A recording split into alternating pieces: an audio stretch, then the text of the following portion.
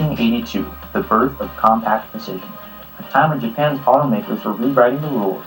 In the Celica Supra, it was Toyota's bold answer to the question, what happens when luxury meets performance? Under the hood, the 2.8-liter inline-6, smooth, confident, ahead of its time, with fuel injection and dual overhead cams. It was the kind of engine that didn't need to shout to be heard. It has style, pop-up headlights, a wedge-shaped profile that cut through the wind like it meant business, and that two-tone paint, pure 80s swagger for those lucky few. But for some of us, it's not just a car. It's a project, a mission, a memory, waiting to be rebuilt. This 82 Celica Supra may have seen better days. One recent accident, one tired engine, and one dream to transform this timeless car. Because rebuilding it isn't just about bringing a car back to life, it's about making it your own. This Supra was born in an era of innovation, once a leader of design, now all but forgotten, until now. So let's start off by analyzing the current state of the car. As you can see, the accident occurred on the driver's side in the front. The fender is pushed into the pop-up headlight. It tore through the bumper, and just a nice big crease right there. Unfortunately, the core support was pushed over and it cracked the fan shroud. Super rare part. I was sad about that. Looking at the passenger fender, nice crease there, pretty noticeable. And in doing that, it also pushed the fender back a little bit to where it's rubbing on the door, and it chipped some paint away when I opened it after the accident. And finally, to top it off, we got a nice crease in the hood, which I'm also upset about, but whatever. So we're going to be putting on a whole new front clip and starting from scratch.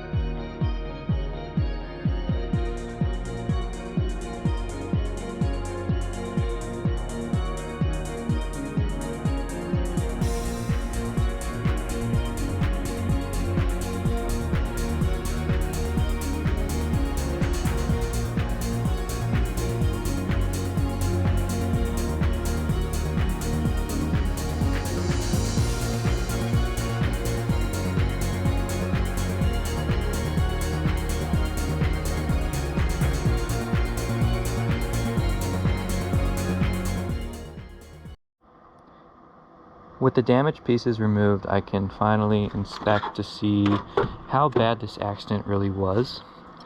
And after taking off the fenders, I noticed there's a little bow on this corner. This corner wasn't bent nearly as bad, but this corner is kicked out. Maybe half an inch, might be exaggerated, but when we look at the opposite side, we see the opposite effect, where I don't know if it's shown on camera well, but it's also kicked over maybe an inch, and luckily I think these bends here prevented the damage from going further down the frame. The bumper bar actually looks solid. I don't think this received any of the damage. It was just this support behind the fender. I had to smack this out from the inside to get to the nut to take the fender off. But overall, it held up pretty well for how hard I got hit. I went spinning at 80. But yeah, so now I'm draining the coolant. This super rare, super expensive fan shroud got busted. Like I only had one good one. I've had a few of these cars, and it's just a little disappointing to see that got cracked. So yeah, draining the coolant, and I'll start pulling the engine out to make room for something new, something better, with more power, to give this car what it really deserves. Because this old 5M, it was lucky to run on all 6 at full throttle, but 9 out of 10 times it was running on 5 cylinders. This thing was a dog. Had rod knock, burned all the oil you could put in it, had all sorts of blow-by, vacuum leaks. Like this is a random piece of copper we bent to try to get this thing to run right.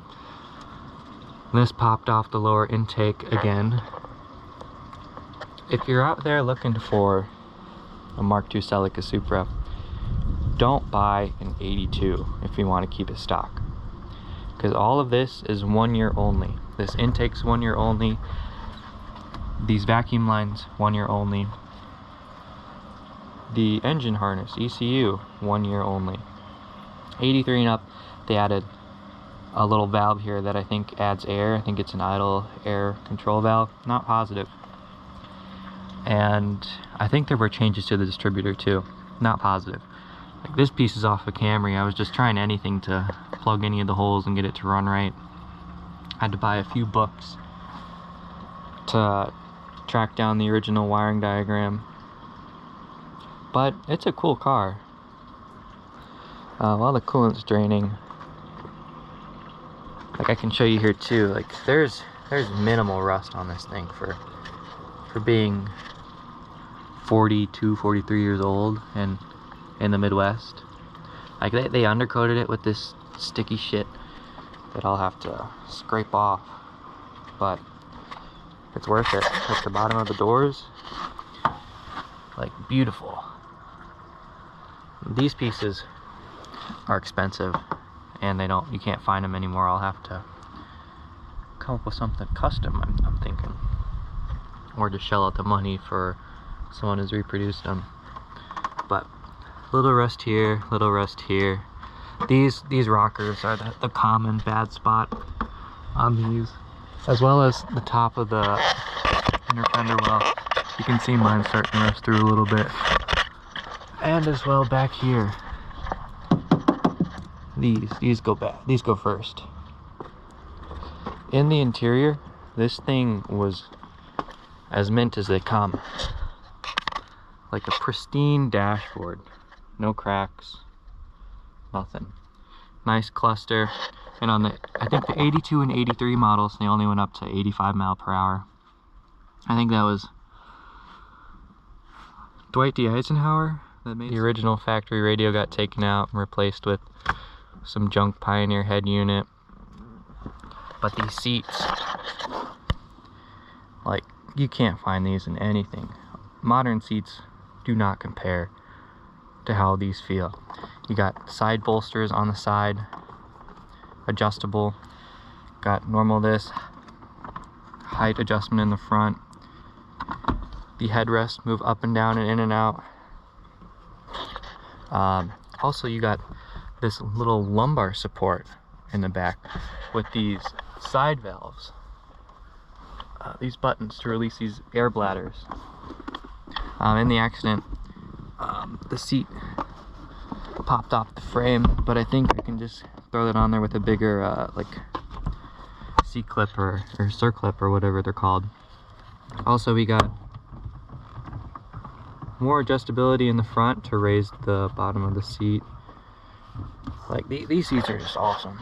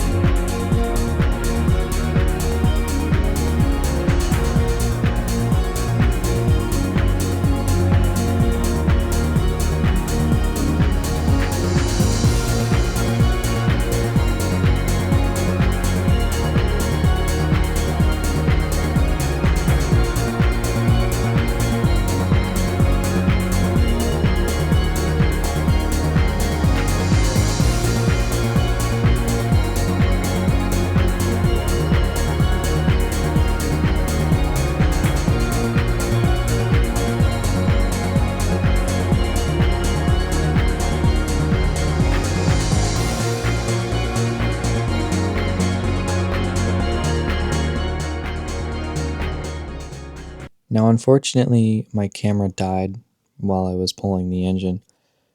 So this is a picture of the engine out and the transmission unbolted. So with that being said, we can get into my final plan for what's going on with this car. Engine option 1, 4.8 liter LS out of a 2000 Silverado. Engine option 2, 1UZ VVTi out of a 98 SC400. Engine option 3, 2.4 inline 4 out of a Scion TC with a little blow-by. Take your pick below and you'll find out next time. Thank you so much for watching. This is my first time trying out editing software, so I'll get better as I continue. Thank you so much. Goodbye.